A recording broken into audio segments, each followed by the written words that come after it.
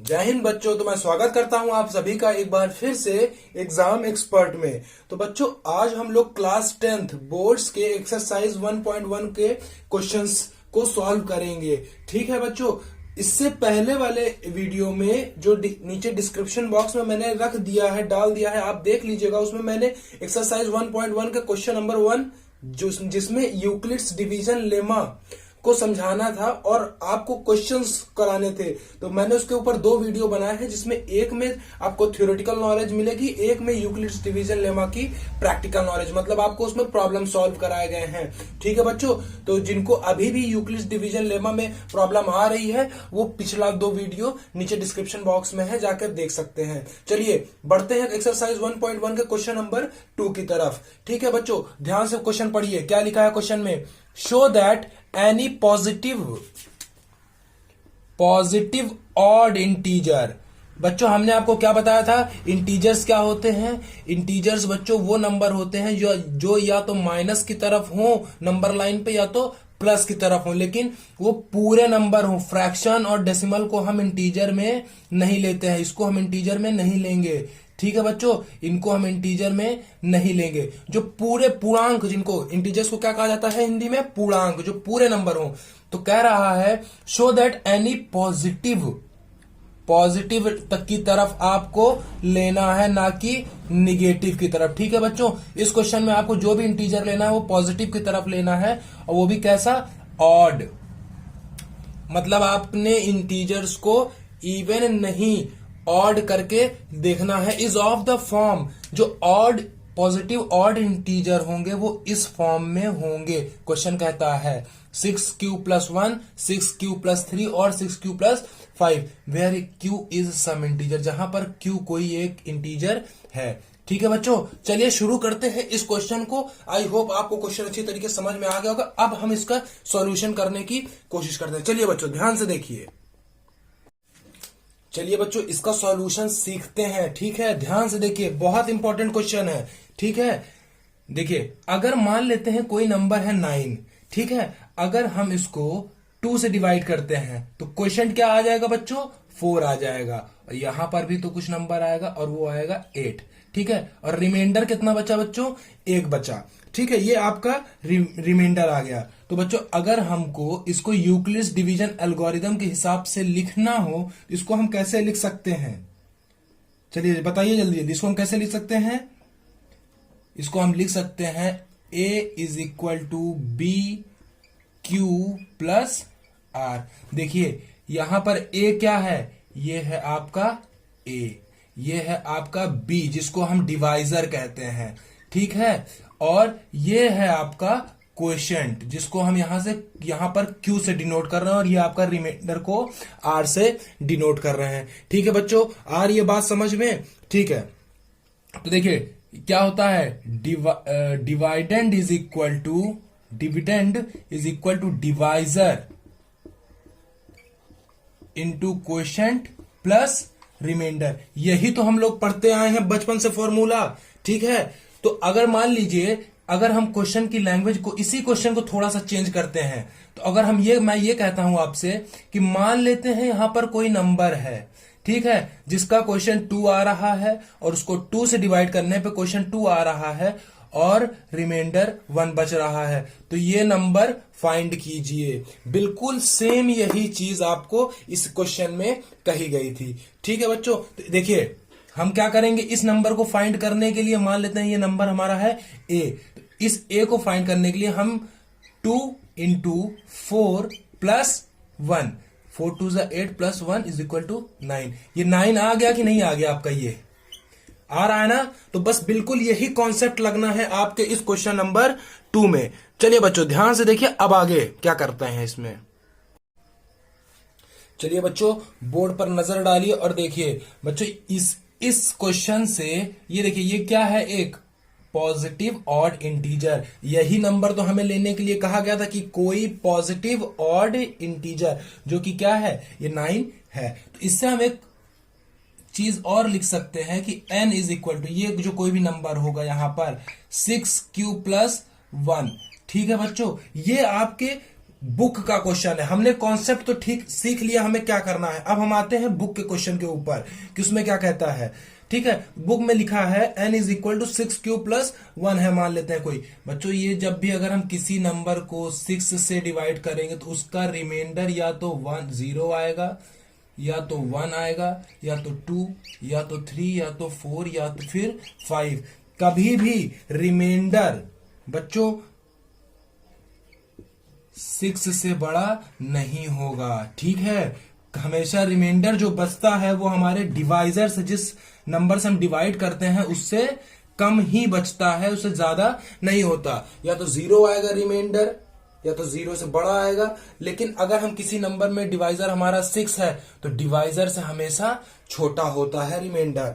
ठीक है बच्चों, चलिए देखते हैं।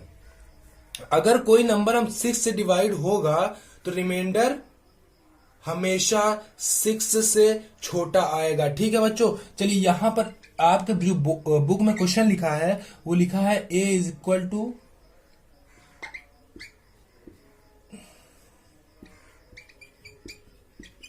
अगर हम अपने क्वेश्चन के अकॉर्डिंग चलें, ध्यान से देखिए, रिमाइंडर अगर 0 बचेगा और हम इसी सब को इस फॉर्मेट में रखते हैं तो 6 क्यूब + 3, 6 क्यूब + 4 और 6 क्यूब + 5, ये आपका r दिया था ना बच्चों, और r आपका 6 से बड़ा नहीं होगा। तो कहां तक होगा आपका r? जी बच्चों 5 तक होगा। ठीक है, अब चलिए देखिए एकदम लास्ट स्टेप इस क्वेश्चन में करना क्या है। चलिए बच्चों बिल्कुल लास्ट स्टेप इस क्वेश्चन में क्या करना है। अगर n हमारा 6 क्यूब + 0 है, ठीक है, क्योंकि हमने आपको बताया कि रिमाइंडर 6 से छोटा ही होगा, ना बराबर होगा ना बड़ा होगा। Remainder will be always 0/6 if अगर हम किसी नंबर को 6 से डिवाइड कर रहे हैं। तो हमारे क्वेश्चन में 6 से डिवाइड किया है तो हम हमारे रिमाइंडर क्या हो सकते हैं, 0, 1, 2, 3, 4 एंड 5। ठीक है बच्चों, चलिए अब आते हैं। n अगर 6 क्यूब + 0 है, ठीक है, ये क्वेश्चन लिखा हुआ था, तो इसको हम और क्या लिख सकते हैं, इसको हम लिख सकते हैं 2 × 3 क्यों, लिख सकते हैं कि नहीं लिख सकते हैं? 3 × 2 = 6 क्यों, लिख सकते हैं जी, बिल्कुल लिख सकते हैं। आप कहोगे जी सर हम बिल्कुल लिख सकते हैं। ठीक है, चलिए फिर आते हैं n is equal to 6 cube + 1, इसको छोड़ दीजिए अभी। n is equal to 6 cube + 2। अब बच्चों इसमें फिर से 2 कॉमन निकाल लीजिए। जब 2 कॉमन निकाल लोगे तो ये हो जाएगा 3 क्यूब + 1, है ना। चलिए आगे देखिए, अगर रिमाइंडर हमारा 3 हो तो इसको छोड़िए, अगर रिमाइंडर हमारा 4 हो तो हम इसमें फिर 2 निकाल सकते हैं, तो ये हो जाएगा 3 क्यूब + 2 हो जाएगा। ठीक है बच्चों, आई होप आपको बात समझ में आ रही होगी। और ये लास्ट हम इसको छोड़ देते हैं क्योंकि इसमें हम कुछ चीज कॉमन नहीं निकाल सकते हैं। तो बच्चों आप देख रहे हो यहां पर कि जिस भी नंबर में 2 से डिवाइड मल्टीप्लाई होगा वो नंबर ऑटोमेटिकली 2 से डिवाइड भी होगा। चलिए क्यू मान लेते हैं, यहां पर एक कोई पॉजिटिव इंटीजर मान लेते हैं, क्यू मान लेते हैं 2। ठीक है बच्चों, तो देखिए क्यू को अगर हम 2 मान लेते हैं, क्योंकि क्वेश्चन में आपके क्या दिया था कि क्यू इज सम इंटीजर, तो अगर हम क्यू को 2 मान लेते हैं तो देखिए 2 × 2 = 4 + 1 5, और 5 में 2 का मल्टीप्लाई करेंगे तो आ जाएगा और 10। तो 10 क्या होगा, 2 से डिवाइड होगा। तो हमारे कौन कौन से क्वेश्चन जो 2 से डिवाइड नहीं होंगे, वो क्वेश्चन बच्चों वो आपके जो इक्वेशन होंगे वो ये हैं, 6 क्यूब + 1, 6 क्यूब + 3, 6 क्यूब + 5। और यही तो आपसे क्वेश्चन में कहा था कि 6 क्यूब + 1, 6 क्यूब + 3 और 6 क्यूब + 5 को दिखाइए कि ये पॉजिटिव ऑड इंटीजर है। तो हमने यहां पर शो कर दिया। ठीक है बच्चों, आई होप आपको क्वेश्चन समझ में आ गया होगा। अगर आपको कोई डाउट है तो आप कमेंट बॉक्स में जाओ और कमेंट करके मुझे बताओ कि आपको कहां डाउट हुआ है अभी और कहां पे, और अगर आपके डाउट्स क्लियर हो गए हैं तो वो भी मुझे जाके कमेंट बॉक्स में बताइएगा। चलिए ठीक है बच्चों, बढ़ते हैं क्वेश्चन नंबर 3 के। चलिए बच्चों बोर्ड पर नजर डालिए, क्वेश्चन नंबर 3 आपसे क्या कहता है। An army contingent of 616 members is to march behind an army band of 32 members in parade. 32 लोगों का बैंड है, एक आर्मी बैंड है, जिसके पीछे कितने लोग चलने हैं? 616 लोगों को चलना है। The two groups are to march in the same number of columns. और दो ग्रुप्स ऐसे बनाए गए हैं जिनको सेम नंबर ऑफ कॉलम्स हैं जिनमें, ठीक है। What is the maximum number of column in which they can move. तो पूछ रहा है कि मैक्सिमम नंबर ऑफ कॉलम, कितने ज्यादा से ज्यादा कितने कॉलम हो सकते हैं जिनमें 616 मेंबर जो है परेड कर सके बैंड के पीछे। ठीक है बच्चों, क्वेश्चन थोड़ा लंबी है, डरने का नहीं है हमें, क्योंकि अभी जब इसका सॉल्यूशन बताऊंगा तो आपको हंसी छूट जाएगी कि इतने लंबे क्वेश्चन का इतना आसान सा सॉल्यूशन कैसे हो सकता है। ठीक है, तो क्वेश्चन समझ में आ गया कि 32 लोगों का एक आर्मी बैंड है, 32 आर्मी बैंड है मेंबर्स का, और वो एक परेड कर रहे हैं जिनके पीछे 616 लोगों को चलना है। तो कह रहा है कि मैक्सिमम नंबर ऑफ कॉलम कितने बनाए जा सकते हैं जिसमें वो मार्च कर सकें, जिनमें वो परेड कर सके। आई होप आपको क्वेश्चन समझ में आ गया होगा बच्चों। चलिए अब इसका सॉल्यूशन देखते हैं। सॉल्यूशन देखोगे आप तो अभी आपको इतना लंबी क्वेश्चन का बहुत आसान तरीका बताऊंगा, आपको तुरंत 2 मिनट में झट से हो जाएगा। ठीक है, बस आप ये ध्यान रखे रहना, मैक्सिमम। ठीक है बच्चों, आपको इस शब्द को ध्यान में रख के रखना है। अब मैं इसका आपको सॉल्यूशन बताता हूं। चलिए बच्चों ध्यान से देखिए। बच्चों इसमें जल्दी जल्दी लिख लेते हैं कि गिवन क्या है। गिवन क्या है बच्चों, इसमें दिया है नंबर ऑफ आर्मी कंटिंजेंट कितने हैं? 616। ठीक है बच्चों, और क्या नीचे दिया हुआ है? नंबर ऑफ बैंड मेंबर्स, कितने बैंड मेंबर्स हैं? 32। ठीक है, ये दोनों चीजें हमें क्वेश्चन में दी गई हैं। तो बच्चों हमने जब क्वेश्चन आपको लिखा था उसमें एक वर्ड आपको कहा था कि इसको ध्यान से देख लीजिएगा, लिखा था मैक्सिमम नंबर ऑफ कॉलम्स। ठीक है, ये मैक्सिमम लिखा था। बच्चों जब भी कभी भी किसी भी क्वेश्चन में इस तरीके पूछे, या तो मैक्सिमम या फिर मिनिमम, जब बच्चों मिनिमम कहेगा तो हम क्या निकाल लेंगे?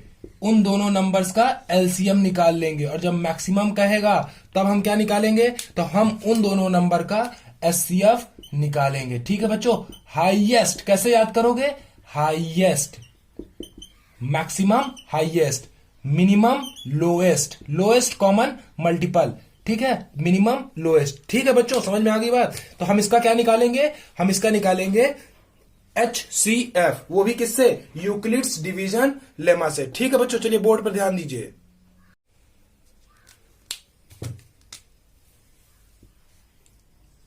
$616 और 32 का हम क्या निकाल लेंगे? मैक्सिमम नंबर ऑफ कॉलम्स निकालने के लिए HCF निकाल लेंगे। और कैसे? यूक्लिड्स डिवीजन लेमा से। ठीक है, एल्गोरिदम से, यूक्लिड्स डिवीजन एल्गोरिदम से निकाल लेंगे। चलिए हम इसको सॉल्व करते हैं। 616 बड़ा नंबर बीच में, देखिए आपका यहीं पे यूक्लिड्स डिवीजन लेमा का भी एक प्रैक्टिस हो जा रहा है। ठीक है बच्चों, तो यहां पे क्या बचेगा? 29। 6 नीचे उतार लेंगे, 9 बार में इसको लेके जाएंगे तो 9 2 जा 18 20। ठीक है बच्चों, ये इतनी बार में जाएगा। अब ध्यान से देखने वाली बात है, यहां पर रिमाइंडर क्या बचेगा? बच्चों यहीं पे मैं आपको यूक्लिड्स का भी आपको रिवीजन करा दे रहा हूं। हमने कहा था कि अगर यहां पर रिमाइंडर पूरा 0 नहीं आता है तो ये नंबर कहां चला जाएगा? यहां पे चला जाएगा। बच्चों इधर देखिए, इसका मतलब है कि अब 32 किससे डिवाइड होगा? 8 से डिवाइड होगा। तो 8 4 जा 32। और हमने आपसे कहा था कि जब कभी जहां पर रिमाइंडर आपका 0 हो जाए, रिमाइंडर यहां पर क्या हो गया है? 8 4 जा 32 0 हो गया। और जब रिमाइंडर 0 हो जाए तो जिस भी जगह पर रिमाइंडर 0 होगा वो डिवाइजर क्या होगा? एचसीएफ होगा। तो यहां पर एचसीएफ क्या आ गया? HCF is equal to 8। तो मैक्सिमम नंबर ऑफ कॉलम्स कितने होंगे बच्चों? क्वेश्चन में जो आपका क्वेश्चन पूछा था, मैक्सिमम नंबर ऑफ कॉलम, तो कितने होंगे? Maximum number of column is equal to 8। आपका आंसर हो गया। ठीक है बच्चों, चलिए आज के लिए बच्चों बस इतना ही। अगले वीडियो में क्वेश्चन नंबर 4 और क्वेश्चन नंबर 5 के सॉल्यूशंस लेकर आऊंगा। तो आपके बोर्ड्स के एग्जाम आ रहे हैं बच्चों, तो पढ़ाई कीजिए, मन लगा के पढ़िए। अगर कोई डाउट होते हैं तो हमें कमेंट करके बताइए कि सर मुझे इसमें कुछ प्रॉब्लम आ रही है इस क्वेश्चन में। हम आपके प्रॉब्लम को दूर करेंगे, because we are exam expert. ठीक है बच्चों, चलिए चैनल को अगर अभी तक सब्सक्राइब नहीं किया है तो चैनल को सब्सक्राइब कर दीजिएगा, वीडियो को शेयर कर दीजिएगा और वीडियो को लाइक करना ना भूलें। जय हिंद।